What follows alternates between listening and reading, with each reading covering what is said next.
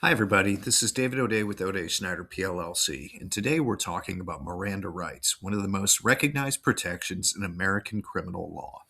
The term Miranda rights comes from the Supreme Court's decision in Miranda versus Arizona in 1966. In that case, the court held that before police can interrogate a suspect in custody, they must inform them of their rights. The right to remain silent and the right to an attorney. Well, why does this matter?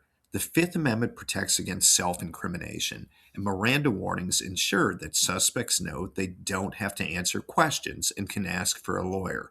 If police fail to give these warnings, any statement made may be excluded from evidence. So, when do Miranda rights apply? They're required when a person is both in custody and subject to interrogation.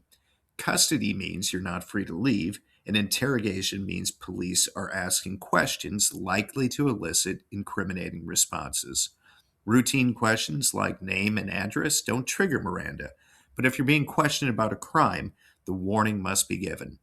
What are the warnings? You have the right to remain silent. Anything you say can be used against you in court. You have the right to an attorney. If you cannot afford one, one will be provided. You can invoke these rights at any times. Let's talk about some common misconceptions. Miranda doesn't apply to voluntary statements or non custodial questioning. Police don't have to give the warnings during traffic stops or field interviews unless you're formally in custody. And what happens if rights are violated? If the police question one without giving Miranda warnings, the statements may be suppressed in court. In some cases, evidence derived from those statements may also be excluded, but violations don't automatically mean that a case is dismissed. Miranda rights are a critical safeguard for anyone facing police questioning, and knowing one's rights can protect one from self incrimination and ensure a fair process.